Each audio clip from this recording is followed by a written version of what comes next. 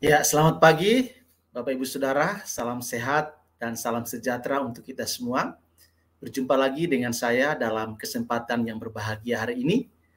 Harapan dan doa saya kiranya damai sejahtera dari Allah Bapa di sorga, kasih dan anugerah dari Tuhan Yesus Kristus, serta sukacita oleh Roh Kudus melimpah dalam hidup kita semua. Amin. Pada kesempatan ini saya akan men-share satu informasi yang tentunya sangat penting, menarik, kontekstual, dan juga relevan dengan kehidupan kita pada masa sekarang ini.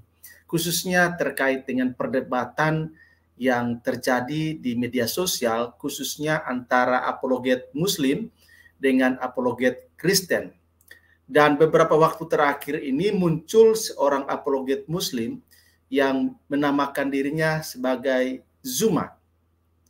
Nah, kalau kita ikuti berbagai penjelasan yang dia sampaikan di kanal YouTube-nya ya atau di media sosial lainnya, ia selalu membahas tentang Alkitab, tentang Tuhan Yesus dan topik-topik yang berkaitan dengan iman Kristen. Dia tidak pernah membahas atau mengulik soal kitab sucinya ataupun soal nabinya.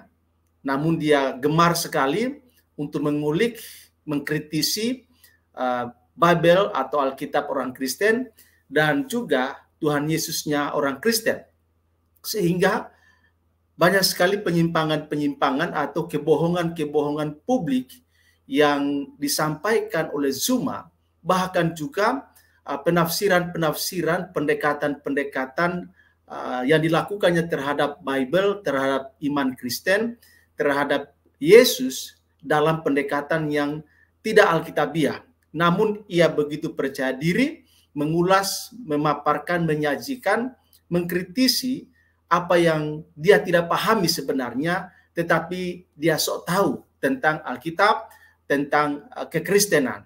Sehingga banyak sekali yang melenceng dari apa yang disampaikannya. Nah, dalam satu pertemuan di media sosial antara Zuma dengan seorang apologet Kristen, maka dalam perdebatan itu, dalam diskusi itu, Zuma dibikin mulutnya terkunci, otaknya seakan tak cerdas ketika apologet Kristen menyajikan data dan fakta yang sama sekali tidak bisa dibantah oleh Zuma. Nah, Bapak Ibu Saudara, ini menjadi penting bagi kita sebagai orang Kristen untuk mengetahui dan memahami secara komprehensif tentang doktrin kekristenan, tentang Bible, tentang Alkitab, tentang firman Tuhan, tentang Yesus Kristus dengan dwi naturnya. Perlu kita pahami, mengerti dengan benar agar kita tidak digoyahkan oleh munculnya berbagai apologet Muslim yang mencoba untuk melakukan pendekatan terhadap kitab suci orang Kristen. Nah, berikut Bapak Ibu Saudara, saya share kepada kita semua perdebatan atau diskusi yang terjadi antara apologet Muslim yaitu Zuma dengan apologet Kristen. Dan bagaimana apologet Kristen mengunci dan membuat Zuma tak berkutik, tidak bisa bicara apa-apa lagi, dia hanya bengong dan diam. Berikut videonya saya share untuk kita semua ya Bapak Ibu Saudara ya.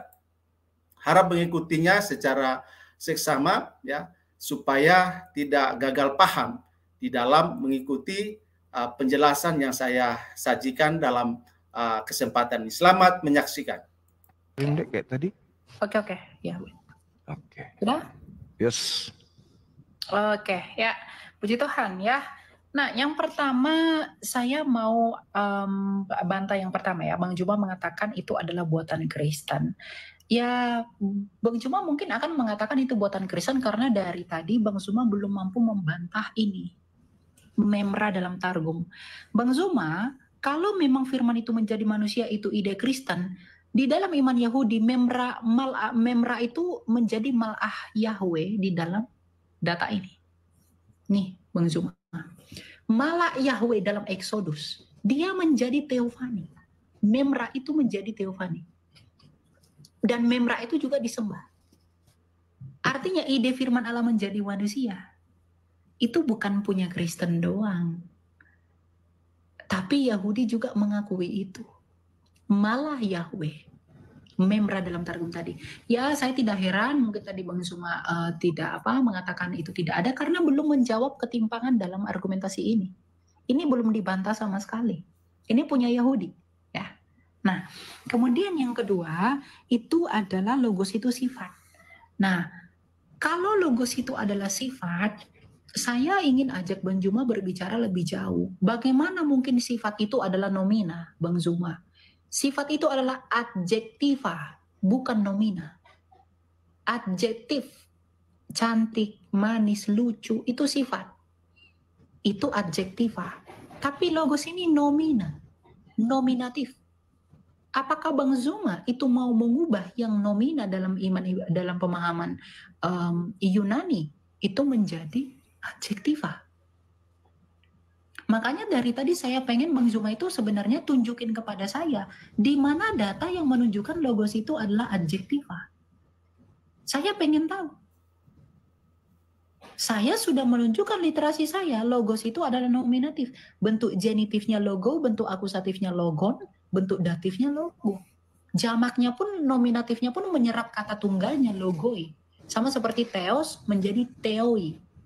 Ya, theos itu nomina dan nominatif jamaknya adalah theoi.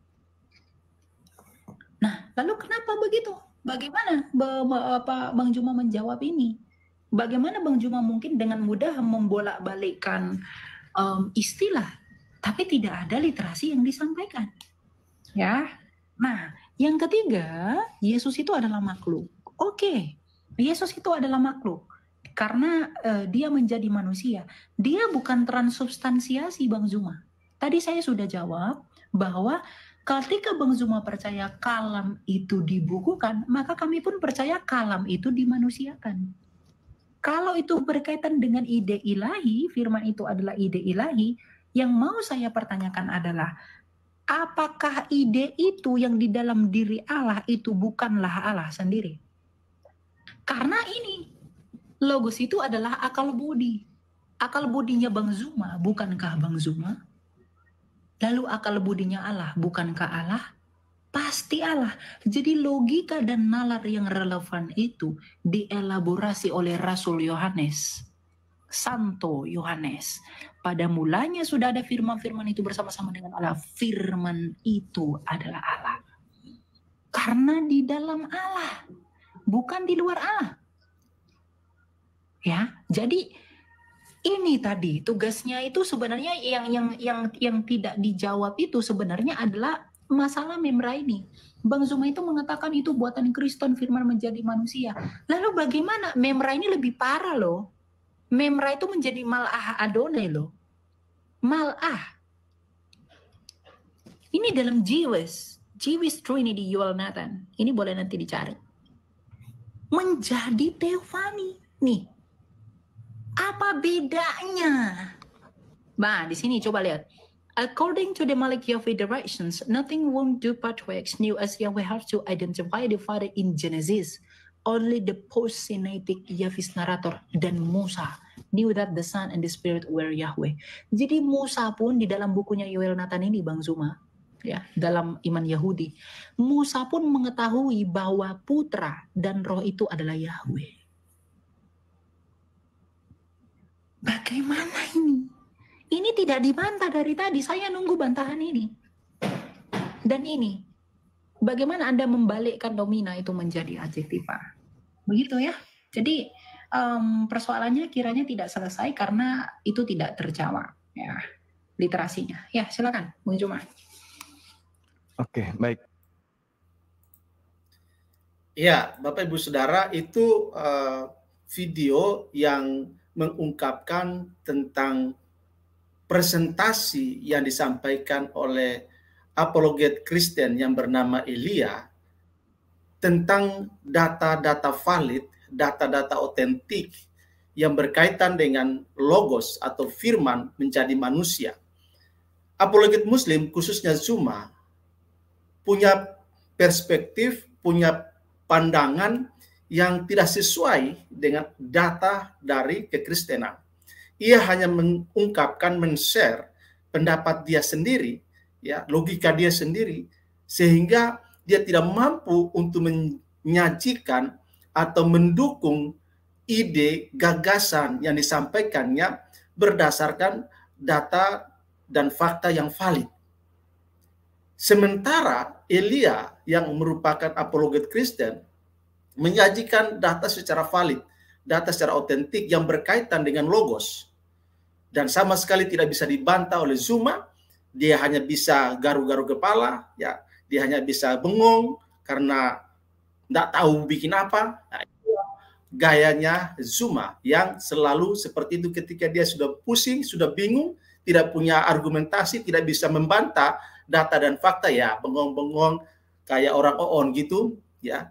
Dia bisa berkuar-kuar, cuap-cuap ketika menghadapi orang-orang yang tidak terlalu paham kekristenan, ya. Kelompok awam pun tidak bisa menghadapi Zuma, ya. Tetapi seringkali Zuma dikunci mulutnya, otaknya itu tidak berdaya, tidak berfungsi, sehingga apologet Kristen ini bernama Elia tidak bisa dibantah oleh Zuma. Dia hanya bengong-bengong, lihat-lihat, garu-garu kepala. Nah, itulah reaksi atau fisik, ya, gestur yang diperlihatkan oleh Zuma dalam presentasi video tadi. Nah, sebagai orang Kristen kita harus belajar banyak tentang kekristenan. Gak usah kita bahas agama orang lain, nabi orang lain, kitab suci orang lain, tapi mari kita membahas diri kita sendiri sebagai orang Kristen, menyajikan data dan fakta yang valid dan otentik, sehingga mulut orang-orang yang tidak paham itu dikunci, ya, dan otak mereka dicuci supaya bisa mengerti konteks kekristenan yang sejati. Demikian Bapak Ibu Saudara yang bisa saya share pada kesempatan ini. Semoga bermanfaat, menambah wawasan, menambah pengetahuan, dan memperkuat keimanan kita kepada Sang Logos yang menjadi manusia dalam diri Yesus Kristus. Tuhan memberkati kita semua. Salam.